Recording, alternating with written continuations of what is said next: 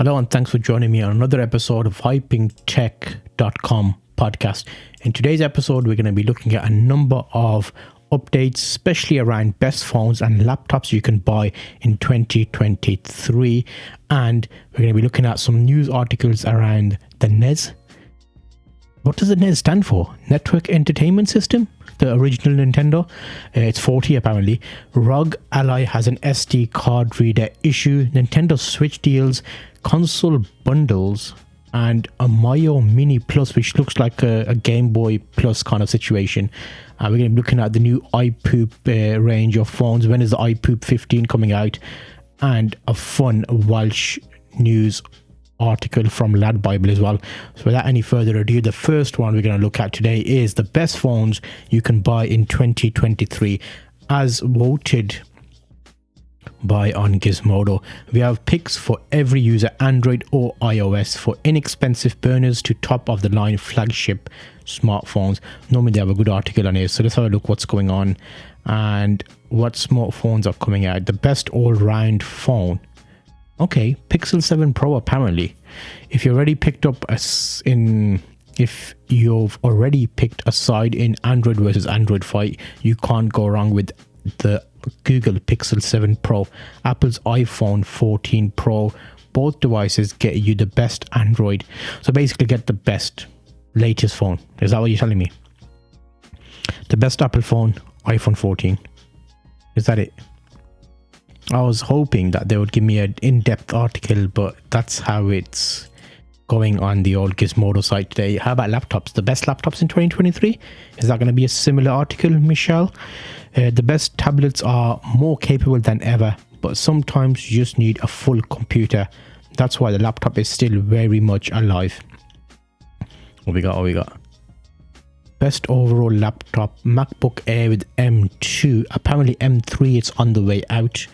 So if you want to wait, 14 hours of battery life on the M2.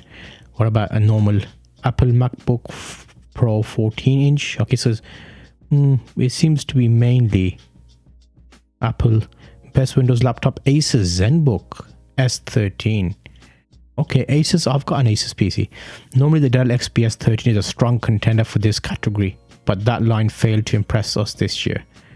Oh, okay. So what was the criteria that was failed? The best gaming laptop, Razer Blade 16. That a bit of a gaming fiend. Right though, if you're doing video work, editing, you probably want the Razer Blade 16. Microsoft Surface Laptop Go 2 is on the list. Which one would I get? HP Victus 15. Modular laptop, Framework Laptop 13. That's the one you can add bits onto. No, not interested in the fancy. Okay, so I would probably get either the ZenBook. So let's see what the prices are for the ZenBook then. Again, this is as I see these, so I wouldn't have thought the ZenBook was a good option, but let's see what the situation is. Asus ZenBook 13 on Amazon. How much are you going for there, mate? This is going for no price.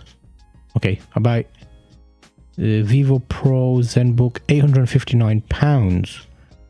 Okay, so if you compare that against the Razer, how much more would the Razer be? Razer Blade 16, it's a bit bigger. It's currently unavailable. How much are they normally? Okay, you're looking at the thousands there. So between the two, you're doubling the price. So ZenBook, if you want to get stuff done, or if you want something with a bit more power, Razer Blade 16. Possibly. Those are your two options today. Asus confirms ROG Ally has SD card reader issues. An update for the handheld gaming PC will be released soon. So what exactly is the issue here then? After confirmation from internal testing under certain thermal stress conditions, the SD card reader may malfunction. A company community manager posted. Okay, that's a bit of a shame. Have they not got an update for that or something so that it doesn't happen? Ooh. Asus VivoBook. That's not a ZenBook, so we're just looking at computers. I like it when CNET do an article because they give you a pro and a con, if that makes sense. So you get like a what's the good, what's the bads. So this is a 7.2 Asus VivoBook I don't like it when they call them these names. F1502ZA. Just give it a name. Deep blue chassis looks sharp. 512 SSD is roomy for this price. Comfortable backlit keyboard. The bad bits is dull display, lackluster performance, undersized touchpad. What does lackluster performance mean? Is that like it's not? It doesn't do stuff well. Can you please use normal, straightforward English that a 5-year-old can understand? I don't know why you use these big words. Best Nintendo Switch deals, console bundles, games, accessories, and more. We've rounded up the best ways to save on a Switch console.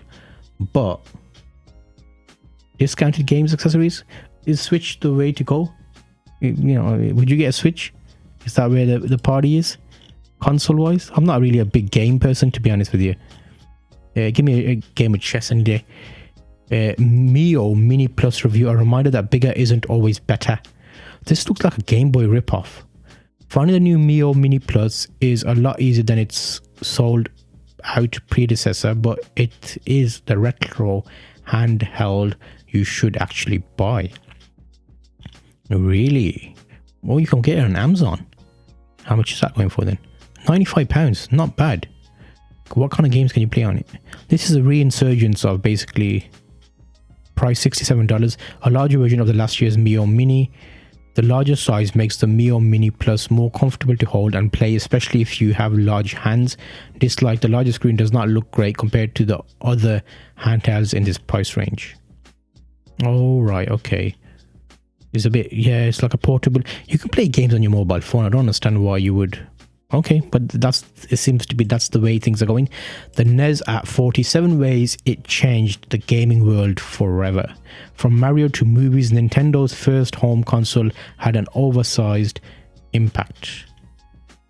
Nothing will make you feel old like the anniversary of much loved gaming console, perhaps none more than the 40th birthday of the Nintendo Entertainment System. Oh yeah, NES, Nintendo Entertainment System. That's what it stands for. Having launched in the very same year the games industry crashed, Nintendo faced an uphill battle to make what would become the NES a commercial success. Oh my god, oh yeah, okay. There's a lot of games out there. I'm sure these are worth a lot of money now. So if you have one tucked away somewhere. The Light Gun, Mega franchise. Did we mention the NES also played games? Zelda, Mega Man, Metroid. You can get all of these on like a simulator these days, but do you think, how much should we see if NES is available? NES console. Again, thanks for joining me here today. This episode has been made possible by trustedcreators.org. Make sure to check out the site. Is the place for creative projects, and if you need any support with your content creation, there's an option there on trustedcreators.org where you can actually look up and find help for you to make sure your projects do well in the form of support, training, etc. Anyway, back to the show. Thank you for joining me on the hypingtech.com podcast today. We're looking at how much will a NES cost. Well, you can get a rip-off NESs. I'm just on Amazon at the moment. Retro games console. But they don't have the original, do they? They will have them on probably eBay or somewhere like that. Oh, this looks like a Sega Mega Drive. Okay, so you're looking at, yeah, not expensive really. We'll have a look at that. We'll have a look at that at some point. Maybe in a future episode we might buy one and test one out. That might be an idea. Let us know if that's something you want me to do. Canoe made a cute trio of EVs to carry NASA's Artemis 2 astronauts. Did I say it right? Artemis to the SLS. The vans are based on the company's existing lifestyle vehicle design. Okay, that looks quite nice. It's like a camper van style electric vehicle. There's 3 of them. Okay. And Hyundai's the Ioniq 6 review. These look quite nice. They're comparable to like the Tesla's editor's rating 9 out of 10. Pros, head turning style looks like nothing else on the road. Smooth ride and refined EV powertrain. Does a decent range, well equipped for the price. Rivals are faster and sportier. These are cons. Rear headroom isn't great. Yeah, it's because it's got a sloped back. Still no wireless smartphone projection. What? I don't know what that is. Wireless, what? It looks like a Porsche from the back. Jump over to hypingtech.com and you can see the video version of this episode if you're not listening on Apple Podcasts, Spotify, Google Podcast, Outcast, any of the podcast sites. You can go over to youtube.com and you can find Hyping Tech. You can watch the video version of what I'm doing today. When does the next iPhone come out? Release date and early expectations. So the new range of iPoop 15 lineup comes out. Nobody cares because I'm not really a big iPhone person. Sorry if you are.